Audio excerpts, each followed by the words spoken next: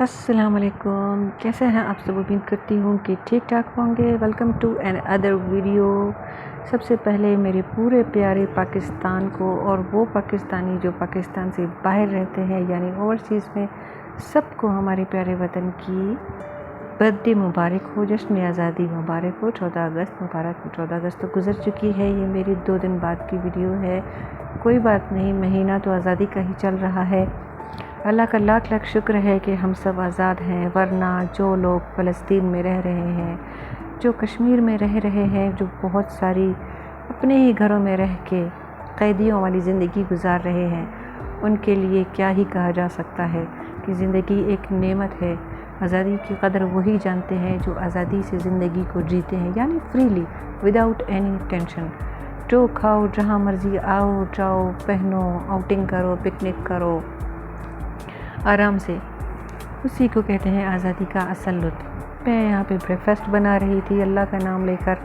میں نے انڈے فرائی کیے، چائے بھی ساتھ ساتھ بنا لی۔ اور انڈے کا شیل اگر اندر گر جائے نا، وہ میں نے آپ کو اس میں ٹپ دی ہے کہ آپ شیل سے ہی انڈے کا ٹکڑا جو گر جاتا ہے چھلکا، اسی سے آرام سے نکل جاتا ہے، بجائے کسی چمچے سے، چھری کانٹے سے، ہاتھ سے نکالنے کے۔ تو آپ اس طرح نکالا کریں۔ میں اپنے بیٹے کے لیے ناشتہ بنا رہی تھی تو ان کو جو ہے اس طرح سکا ہوا نان پسند ہے، یعنی کہ آگ پہ تھوڑا سا تندوری ٹچ جو ان کو آتا ہے نا، خوشبو آتی ہے ایک، وہ پسند ہے۔ ورنہ میں اپنے لیے جو بھی مطلب نان پراٹھے کو گرم کرتی ہوں تو تھوڑا سا اس کو گیلا کر کے پانی کے ساتھ دیسی گھی میں ہلکا سا اس کو نرم کر کے میں اس طرح کھاتی ہوں، لیکن میرے بیٹے کو اس طرح پسند نہیں ہے۔ میں نے اس کو ڈھک کے رکھ دیا، چائے بھی تیار ہو گئی۔ اس کے بعد جناب چولہے کو کلین کرنے کا جو ہے یہ غم تو روز ہی لگا رہتا ہے، بڑا ٹائم ٹیکن ہوتا ہے، اس لیے میں اس پر جو ہے 5-10 منٹ، وہی جو میرا ایک میں نے اپنی پچھلی ویڈیو میں بتایا تھا آپ سب کو، ایک ٹپ دی تھی کہ جلد سے جلد چولہے کو سخت سے سخت جو اس کے اوپر جمع ہو جاتا ہے چیزیں مجھے، جیسے یہ دیکھیں بہت ہی کچھ ڈھیٹ اس کے اوپر لگے تھے، یہ جم گئی تھی، چائے وغیرہ گری تھی، کیونکہ بچیاں جب بناتی ہیں تو وہ دھیان نہیں رکھتی ہیں، وہ کسی اور چیز میں لگ جاتی ہیں، پیچھے چائے ڈولتی رہتی ہے، گرتی رہتی ہے، تو بس وہ مجھے ہی صاف کرنا پڑتا ہے۔ میں کہتی ہوں چھوڑیں، ان کی اپنی پریکٹیکل لائف پیچھے پڑی ہوئی ہے بیچاریاں، ماں باپ کے گھر میں سکھ لے لیں۔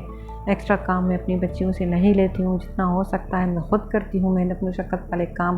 ہاں، سکھایا ہوا سب کچھ ہے، اللہ کا شکر ہے، مجھے اتنا یقین ہے کہ جب ان کے سر پہ آئے گی یہ انشاءاللہ نبھا لیں گی، لیکن ماں باپ کے گھر میں جو ہے ان سے مشقت لینا مجھے تو اچھا نہیں لگتا۔ خیر، میں نے چولہے پر وہی لیمو، 2 لیمو کاٹ کے، گرم پانی ڈال کے اور تھوڑا سا لیمن میکس یا کوئی بھی لیکوڈ یا سرف جو بھی آپ ڈالتے ہیں وہ ڈال کے، گرم پانی لازمی اس کے اوپر ڈالیں، میٹھا سوڈا ڈالیں، سوڈا ڈالیں یا کچھ بھی ڈالیں، پھر اس کو آپ 5-10 منٹ کے لیے چھوڑ دیں۔ اس کے بعد جو ہے یہ ڈھیٹ سے ڈھیٹ داغ بھی آرام سے نکل جائیں گے اور آپ کا چولہا ایسے چمک جائے گا جیسے آج آپ نیا لائے ہیں۔ میں 100% تو بالکل اس کو صاف نہیں کرتی، جو ایک آدھ رہ جاتے ہیں داغ واغ، وہ میں رہنے دیتی ہوں کہ خیر ہے، کون سا اس کو میں نے کہیں نمائش میں لے جانا ہے، ابھی تھوڑی دیر بعد پھر اس نے گندا ہونا ہے۔ خیر، یہ ہو گیا جناب ہمارا چولہا صاف۔ یہاں پہ ہم آرام سے جو ہے اپنی کچن کی کریں گے شیلف کی صفائی، تو مجھے سخت بد لگتا ہے جب شیلف پہ ایک بھی برتن پڑا ہو، مجھے تو برا لگتا ہے۔ ایک اور ٹپ آپ کو دوں گی، ٹپ آف دا ڈے، ہر بہن جانتی ہوگی، جو سلیقہ مند ہے میری بہنیں وہ جانتی ہوں گی کہ ہاتھ کے ہاتھ برتن دھو لیا کریں، اس سے جو ہے آپ کا بوجھ کم پڑ جاتا ہے۔ ٹھیک ہے، میری ایک ایسی دوست بھی تھیں جو 3-3 دن اپنے برتن رکھ لیتی تھی، کیونکہ ان کو برتن دھونا پسند نہیں تھا۔ میں ان کے گھر جاتی تھی تو میں ہی ان کی جا کے دھوتی تھی۔ میں کہتی تھی یار کیوں برتن رکھ لیتی ہو اتنے سارے؟ وہ مجھے بولی یار مجھے برتن دھونا پسند نہیں ہے۔ تو میں نے کہا جب آپ کے ہسبینڈ آپ کو آفر کر رہے ہیں کہ میں آپ کو ڈش واشنگ مشین لے کر دوں، یہ بہت پرانی بات ہے، اس زمانے میں نئی آئی ہوئی تھی ڈش واشنگ مشینز، تو وہ کہنے لگی کہ نہیں یار کیا ابھی ڈش واشنگ میں لے لوں۔ میں نے کہا تو یار اتنا برتن رکھنا، ان کے اندر بیکٹیریا چلے جاتے ہیں، اگر دین کے لحاظ سے دیکھا جائے تو میلے برتن جو ہے وہ بددعا کرتے ہیں، جیسا کہ ہے کہ شیطان پھر ان کو چاٹتا ہے۔ بہتر ہے کہ ہاتھ کے ہاتھ، تم کہتی میں کیسے مینیج کروں؟ کیونکہ ایسے مینیج کرو کہ ہاتھ کیا دھو لیا کرو۔ بچوں کو بھی یہی سمجھاؤ کہ اگر آپ کو پانی پینا ہے، ہر دفعہ نیا گلاس مت نکالو، ہر دفعہ چائے کے لیے نیا کپ مت نکالو، ہر دفعہ نئی پلیٹ مت نکالو، اپنے پلیٹ میں کھاؤ، اس کو آ کے واش کر کے رکھ دو، اس سے جو ہے نا بوجھ کم پڑ جائے گا۔ کہتے نہیں میں اپنے بچوں کو اب کیسے کام کرنے دوں؟ میں نے کہا تو بس پھر 3 دن برتن پڑے رہیں گے، میں تو آ کے ابھی تیرے برتن روزانہ نہیں دھو سکتی۔ خیر، بڑی پرانی بڑی بہترین میری دوست ہے وہ، تو میں ہمیشہ اس کی ہیلپ کر دیا کرتی تھی۔ تو بہنوں کو یہی میں بولوں گی کہ ہاتھ کے ہاتھ اپنے برتن دھو لیا کریں۔ اس کے علاوہ آج میں ایک اور ٹاپک پہ بات کرنا چاہوں گی، وہ یہ کہ اپنے بچوں کی تصویریں، اپنے بچوں کے پیارے پیارے جو کیوٹ بچے ہوتے ہیں، آج کل ماشاءاللہ بہت پیارے پیارے بچے سب کے گھروں میں ہوتے ہیں، تو لوگ جو ہے نا، ہماری ایک عادت ہے کہ ہم لوگ اسٹیٹس لگاتے ہیں اپنے بچوں کے۔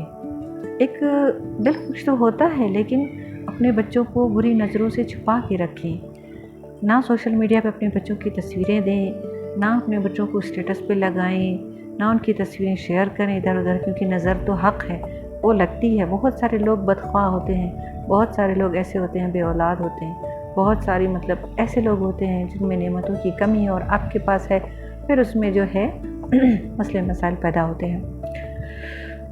آج میں نے گوشت مٹن بنایا ایک الگ طریقے سے، یخنی ٹائپ، کیونکہ اس کے اندر پھر تھا روٹی ڈال کے جو نرم کر کے کھاتے ہیں، یہ میرے ہسبینڈ کی فیوریٹ ڈش ہے۔